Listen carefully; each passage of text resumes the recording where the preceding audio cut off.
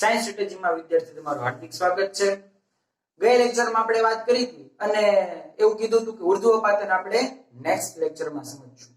થોડુંક મેં રફ કામ પહેલેથી બોર્ડ ઉપર કરેલું છે, આપણે જોઈ લઈએ। શું શીખ્યા હતા? ઘન પદાર્થને ગરમી આપતા પ્રવાહી સ્વરૂપમાં રૂપાંતરિત થાય છે। શું આપણે એને કીધું હતું? ગલન બિંદુ।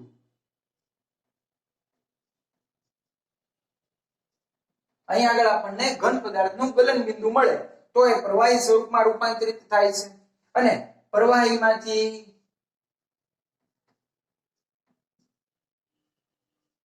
ઉત્કલન બિંદુ મળે છે। પ્રવાહીનું ઉત્કલન બિંદુ હોય, ઘન પદાર્થનું ગલન બિંદુ હોય। આવું એટલા માટે હું તમને કહું છું કારણ કે ઘણી વખત એક માર્કના પ્રશ્નોમાં સાહેબો છે ખરા ખોટામાં એવું પૂછી નાખે કે પ્રવાહી પદાર્થનું ગલન બિંદુ 100 ડિગ્રી સેલ્સિયસ છે, એટલે તમને તરત જ હા પ્રવાહીને 100 ડિગ્રી કરો તો વાયુ તો થઈ જ જાય છે, સાચું વિધાન છે। પણ તમે એ જોવાનું ભૂલી જાઓ કે પ્રવાહીનું ઉત્કલન બિંદુ આવે નહીં કે ગલન બિંદુ। તો આવી નાની અમસ્તી ભૂલના કારણે તમારો 1 માર્ક વયો જાય, તો એ આપણે ધ્યાન રાખશું। સમજ્યા હતા આપણે કે ઘન પદાર્થમાંથી વાયુ અવસ્થામાં અથવા તો વાયુમાંથી ઘનમાં રૂપાંતરિત થવાની જે પ્રક્રિયા છે એને ઉર્ધ્વપાતન કહે છે અને એમોનિયમ ક્લોરાઇડનું ઉર્ધ્વપાતન તમારી બુકમાં આપેલું છે, જે મોસ્ટ એમપી પ્રશ્ન છે, ઘણીવાર પ્રશ્ન પૂછાઈ ગયેલો છે, તો આપણે ધ્યાનથી સમજીશું। હવે આ ઘણીવાર એમોનિયમ ક્લોરાઇડ છે ને એને રાસાયણિક નામને સંજ્ઞા સ્વરૂપે અણુસૂત્ર સ્વરૂપે આપેલું હોય। શું થાય એનું અણુસૂત્ર? NH4Cl। મિત્રો અહીંયા ધ્યાનથી જોજો, મેં NH કેપિટલમાં લખેલું છે, 4 નીચે છે, C કેપિટલ છે, L સ્મોલમાં છે। કેપિટલ કરવાથી તમારો માર્ક કપાઈ શકે, તો આપણે એનું ધ્યાન રાખશું। એમોનિયમ ક્લોરાઇડ અથવા કપૂરનો ઉપયોગ તમે આ પ્રયોગ માટે કરી શકો। જો અહીં આગળ અથવા શબ્દનો પ્રયોગ તમારી ટેક્સ્ટ ની અંદર જે કરેલો છે એનો મતલબ એવો નથી કે એમોનિયમ ક્લોરાઇડ નું બીજું નામ કપૂર છે, એવું નથી। એમોનિયમ ક્લોરાઇડ અને કપૂર બંને અલગ અલગ વસ્તુઓ છે। એમોનિયમ ક્લોરાઇડ ને પહેલા તમારા મમ્મી પપ્પાને જો તમે પૂછશો કે તમારા દાદા દાદી જોઈ અને તમે પૂછો તો તમને કહેશે કે એમોનિયમ ક્લોરાઇડ એટલે કે નવસાર નો ઉપયોગ પહેલા કલઈ કરવા માટે કરવામાં આવતો હતો। શું કરવાનું છે? આપણે એક એમોનિયમ ક્લોરાઇડ ના ટુકડા લેવાના છે, એટલે ચાઇના ડીશ ની અંદર આનું નામ ચાઇના ડીશ છે, આ ચાઇના થી આવેલી ડીશ નથી। શું કર્યું છે તો કે અહીંયા આગળ આપણે NH4Cl એમોનિયમ ક્લોરાઇડ ના આપણે ભૂકો લીધેલો છે, એની ઉપર ઊંધી એક ગરણી મૂકી દીધેલી છે અને આ એમોનિયમ ક્લોરાઇડ ની ઉપર જે ગરણી ઊંધી મૂકેલી છે એની ઉપરની તરફ રૂનું કુંબળું મૂકેલું છે, જેથી કરી અને જ્યારે આપણે આ બર્નર દ્વારા ગરમ કરીશું ત્યારે એ વાયુ સ્વરૂપ અહીંયાથી બહાર ન નીકળી જાય માટે આપણે ઉપર રૂ મૂકી દીધેલું છે। થાય છે શું?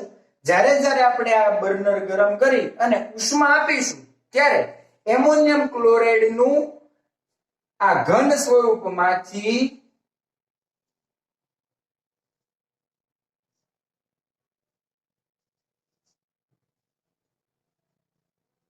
વાયુ અવસ્થામાં રૂપાંતરિત થશે।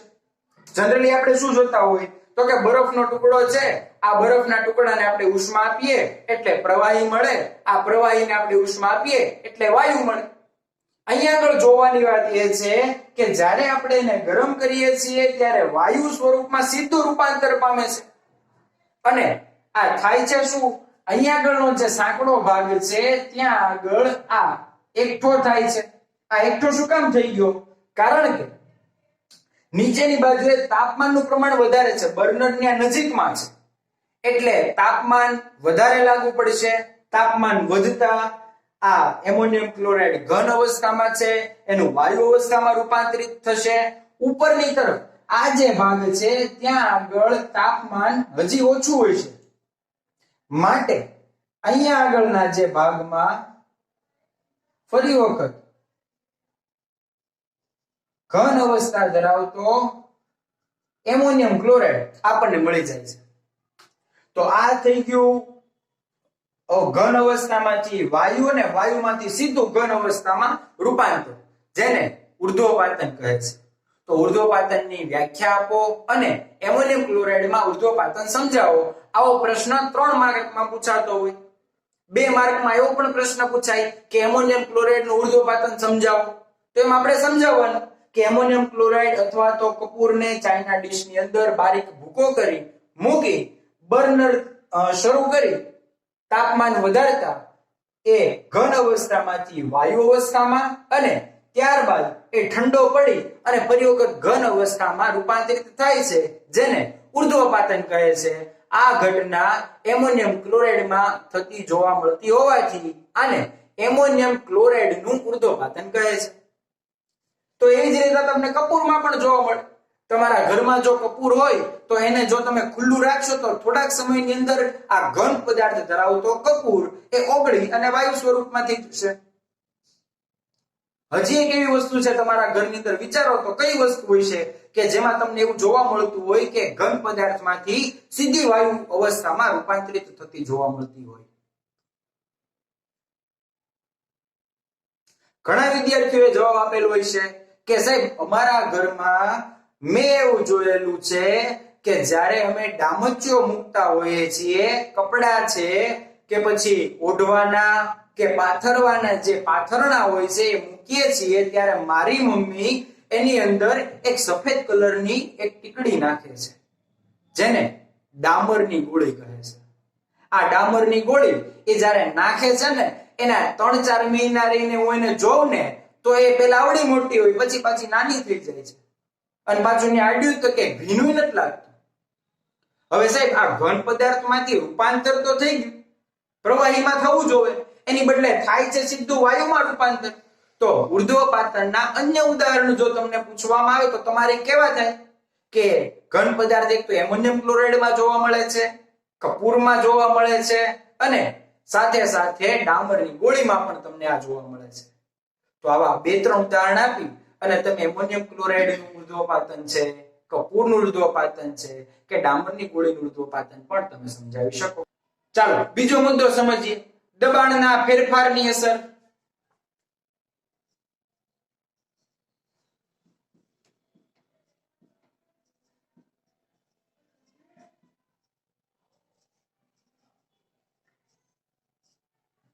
આપણે અગાઉના લેક્ચરમાં એવું સમજ્યા હતા કે કોઈ એક પદાર્થ ઉપર જ્યારે બાહ્ય બળ આપવામાં આવે છે ત્યારે એની અવસ્થામાં ફેરફાર થતો જોવા મળે છે.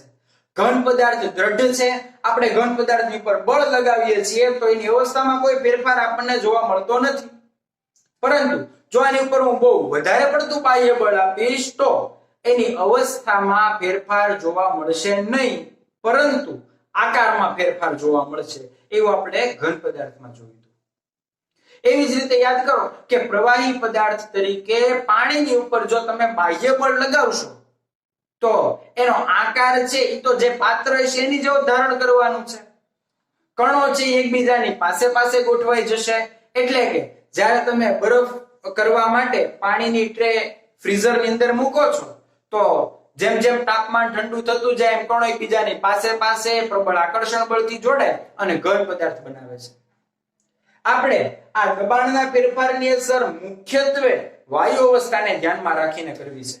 તો એની માટે આપણે સૌથી પહેલા એક નળાકાર સિલિન્ડર લેવું પડશે. આ નળાકાર સિલિન્ડરની અંદર આપણે એક ઊંધા ટી જેવી રચના કે જેને પિસ્ટન કહે છે એવી આપણે મૂકીશું. શું કામ એવું કર્યું તો કે આની અંદર છે ને કેટલા કણો છે જે અસ્ત વ્યસ્ત ગતિ કરતા હોય. હવે તમને એમ થાય કે સાહેબ આવું તો અમે ક્યાંક જોયેલું લાગે છે. આ હોળીનો સમય હોય ને ત્યારે ઓલી પિચકારી લઈએ છીએ આ એની જેવું છે.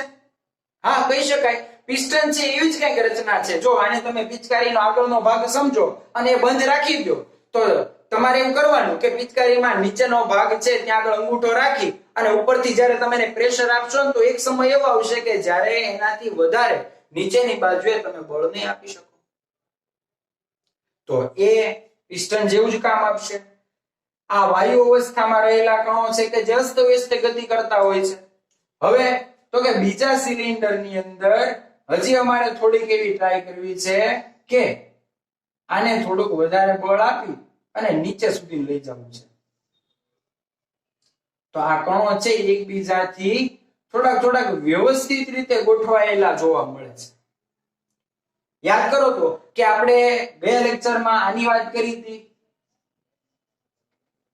એલપીજી લિક્વિફાઈડ પેટ્રોલિયમ ગેસ ખરેખર વાયુ છે, પણ એને ઊંચા દબાણે અને નીચા તાપમાને સિલિન્ડરની અંદર ભરવામાં આવ્યો છે.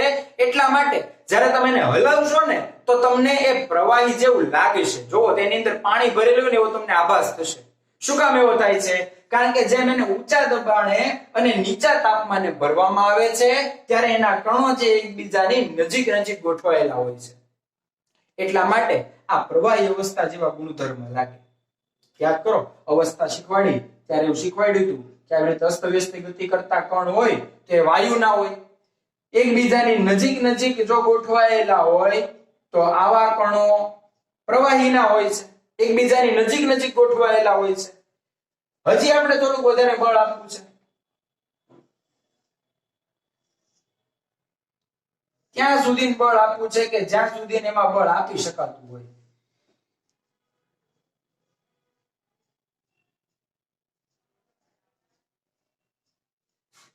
તો તમને ખ્યાલ આવશે કે આમાં જે કણો થોડાક છૂટા છવાયેલા ગોઠવાયેલા હતા એની કરતા આમાં વધારે પડતા નજીક ગોઠવાઈ ગયા છે. એટલે કે આ ઘન અવસ્થા જેવું સ્વરૂપ ધારણ કરે છે. હવે તમને તરત પ્રશ્ન થાય કે હે સાહેબ આ વાયુ હતું એ તો સમજાણું, વાયુને તમે થોડુંક બળ આપ્યું તો થોડુંક પ્રવાહી બને, ઈ પણ અમને સમજાણું.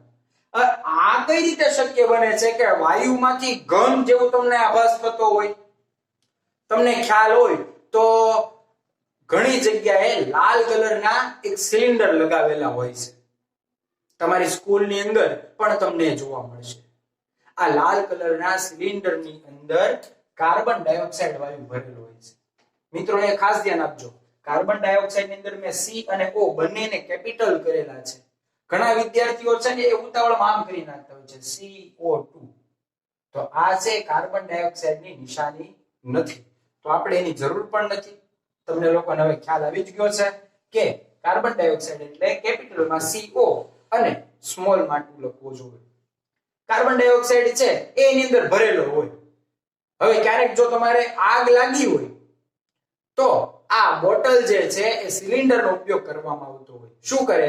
આગળથી જે છે એનું લોક ખોલી અને જેવું એ પ્રેસ કરશે ને તો એની અંદરથી સફેદ કલરના કેટલાક ધુમાડા અથવા તો એમ કહી શકાય કે પદાર્થ બહાર નીકળતો જોવા મળે છે. એ છે એ સૂકો બરફ છે. ઘણી વખત તમને 1 માર્કના MCQ ની અંદર પ્રશ્ન પૂછાય જાય કે નીચેનામાંથી કયો સૂકો બરફ છે? તો એમાં કાર્બન ડાયોક્સાઇડ તમે લખી શકો. ક્યારે?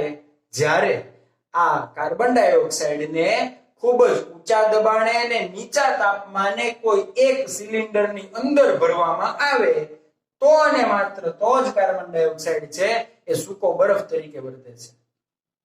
તો આ થઈ ગયું દબાણના ફેરફારની અસર. દબાણ તમે જેમ આપતા જાઓ એમ અવસ્થામાં શું તમને ફેરફાર જોવા મળે. આમ વિદ્યાર્થી મિત્રો, આપણે આ ચેપ્ટરની અંદર આ ટોપિકમાં શું શીખ્યા?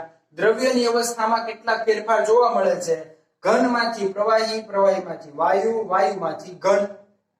તો આ જે સમજ્યા હતા એમાં ઘનમાંથી પ્રવાહી છે એ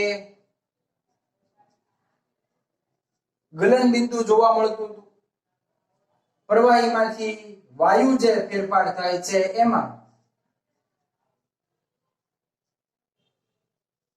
ઉત્કલન બિંદુ જોવા મળતું હતું અને વાયુમાંથી ઘન પદાર્થમાં ઉર્ધ્વપાતનની ઘટના આપણે સમજ્યા. હવે એવી જ રીતે જો આપણે સીધું એમ કહેવું હોય કે ઘન પદાર્થમાંથી વાયુમાં રૂપાંતરિત થતું જોવા મળે છે તો એમાં પણ ઉર્ધ્વપાતનની જ ઘટના મુખ્યત્વે છે. વાયુમાંથી જ્યારે પ્રવાહીની આપણે ચર્ચા કરતા હોઈએ તો વાયુમાંથી પ્રવાહી એ સંઘનનની ક્રિયા દ્વારા થતું જોવા મળે. એટલે તમને તરત પ્રશ્ન થાય કે સાહેબ આ સંઘનન એટલે શું? સંઘનન એટલે ભેગું થવું, એવી પ્રક્રિયા કે જ્યારે એમાં કણો છે એકબીજાની પાસે પાસે ભેગા થતા જોવા મળતા હોય છે, તો એ જે પ્રક્રિયા છે એ સંઘનનની પ્રક્રિયા છે. વાયુના કણો છૂટા છવાયેલા છે એમાંથી નજીક નજીક ગોઠવાઈને પ્રવાહી જેવી અવસ્થા ધારણ કરે એ સંઘનન છે. પ્રવાહીમાંથી પાછું ઘન સ્વરૂપમાં ધારણ થતું હોય એ કહેવાય ઘનીકરણ. હવે તમે જે પ્રવાહી સ્વરૂપે બરફની ટ્રે મૂકો છો એ પ્રવાહી સ્વરૂપમાંથી ઘન સોલિડ પદાર્થ બરફ તરીકે જ્યારે રૂપાંતરિત થતું હોય છે તો એને ઘન પદાર્થમાં ફેરફાર થાય છે, માટે ઘનીકરણ કહે છે. અહીંયા સુધી રાખીશું. નેક્સ્ટ ટાઈમ આપણે બાષ્પીભવન વિશેનો અભ્યાસ કરીશું.